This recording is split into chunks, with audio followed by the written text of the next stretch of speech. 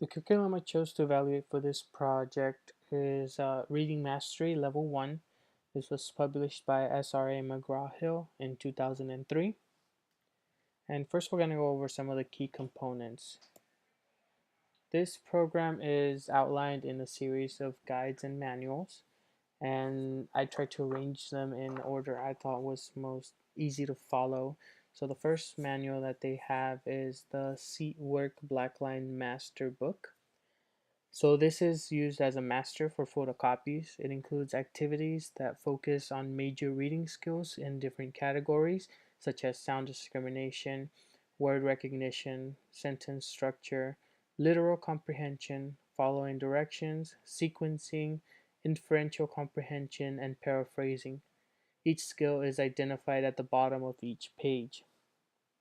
Next, we have a book titled, or a manual titled, The Behavioral Objectives.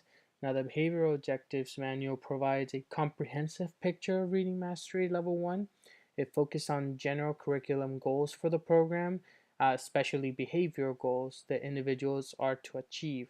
Now, the behavioral objective is the performance that can be expected from the student who has mastered the specific track or skill. Next, we have the assessment manual.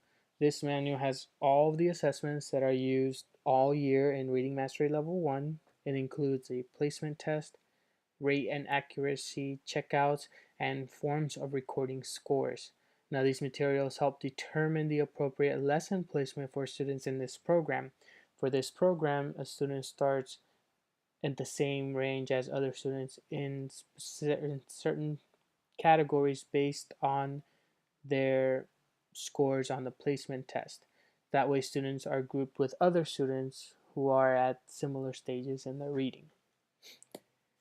Then we have the Benchmark Testing and Management Handbook, and this handbook is used to interpret those scores that you get through the benchmark test book. It can be used to ensure that students are properly placed in the program and measure student achievements within the program. It also helps to identify the skills that the students have mastered, maintain individual and group records, and administer remedial exercises. Then we also have the benchmark test book. This book provides benchmark tests that are used to measure the students' achievements and determine if a lesson needs to be retaught. It provides the placement test along with assessments at every 20 lessons from lesson 20 to 160. So these assessments are given, for example, at lesson 20, lesson 40, lesson 60, 80, 100, 120, 140, and 160. Then we also have a literature guide. Now, this guide provides the 10 literature selections designed to accompany Reading Mastery Level 1. So they elaborate on skills students are learning and provide a wider genre of literature than elsewhere in the program. It works on story grammar, structure, and morals. Then we have the teacher's guide. Now, this is a very comprehensive, detailed guide that walks a teacher through different steps and sequences involved in the program. It provides a rationale for why it works, why the program is structured the way it is, the different aspects of the program, and program materials. It also provides very detailed information about implementation, including time requirements for reading, time requirements for certain activities, program activities that relate to the different skills and organization of the program. It also goes over how to use the materials and implementing the program in a clear and detailed manner. It leaves very little room for questions. That's how detailed this guide gets. And then we have the three take-home books, take-home book A, B, and C. Now, these books contain activities that are supplemental to the presentation books, which will come up in a little bit. These activities are started in the classroom with teacher guidance and are to be finished independently for extra practice. Now, the presentation books are aligned directly and sequenced to follow the same pace as these take-home books. So ideally, you follow the same steps in the presentation book, and then you just continue in the take-home book. Then we also have the teacher's take-home book and answers key. This basically just provides the answers to all the activities in the take-home books, which brings us to the last portion, which is the presentation books. Now, this program is very consistent, so it provides specific and explicit instruction for the teacher to follow and the students to learn. It provides step-by-step directions on how to teach the lesson, when to ask students for input, and what to look for, how to implement a lead model teach system, and when and how to apply error correction. And it does so in a very easy to follow logic. It also has different colors to outline what you say out loud versus what you do without, reading it out loud to the students. So it's very detailed in that way. And now we're going to talk about a little bit about the research. So this program isn't listed in the National Center for Intensive Intervention database. At least I couldn't find it on there, but it is listed in the What Works Clearinghouse database. So according to them, there are no studies on beginning reading that fell within their evidence standards, but there were 2 studies that meet the adolescent literacy evidence standard.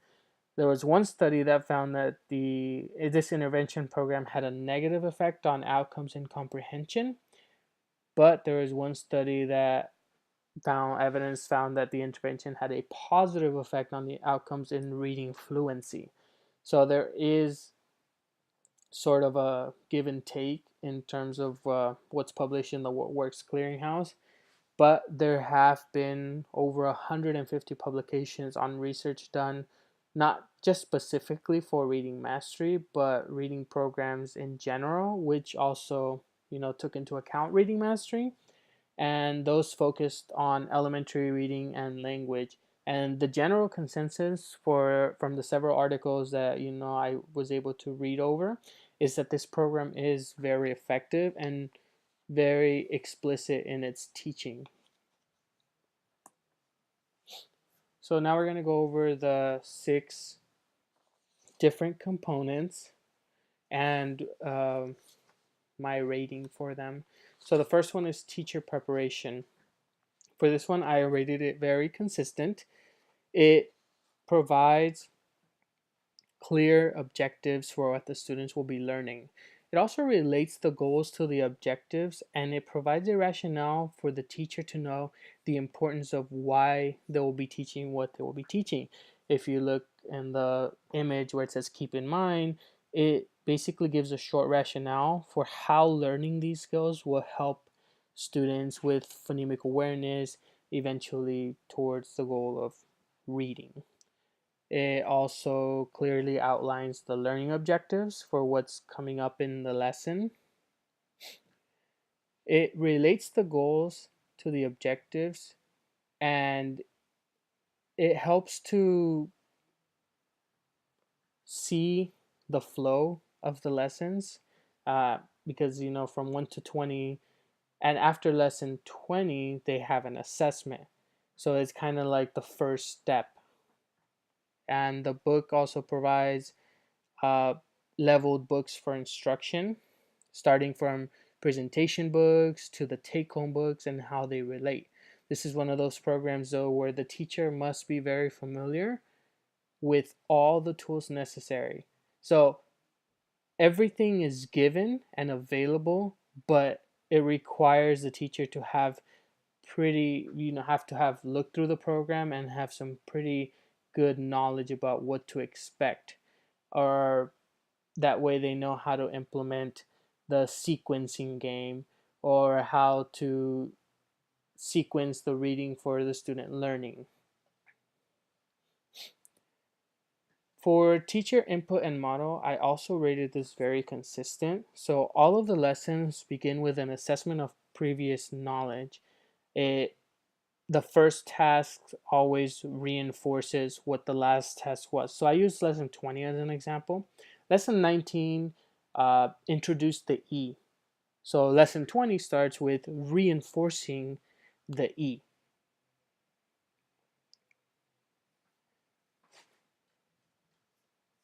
It also continues with a review of previous learning. The last lesson, this is the last lesson before benchmark assessment. So it specifically reviews all major areas of knowledge that the student should be familiar with from lessons 1 through 19.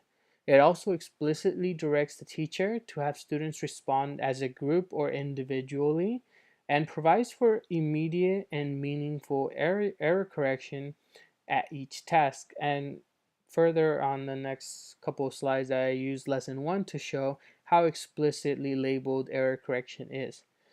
Although the program doesn't provide meaningful examples or non-examples, at least none that I could identify, I still rated it consistent because it fulfills every other description in this category. Next, we have guided practice. As you can see from the examples of lesson 20, this program is consistent in asking questions throughout the lesson to check for understanding as well as to guide student practice. It provides many scaffolds in the form of pictures and hands-on activities, and the teacher leads the students by modeling the response. At some point, the teacher also responds with the students and prompts for individual responses. It tests and checks for understanding at every step of the way, and as you can see, it states explicitly not to move on until firm responses are achieved.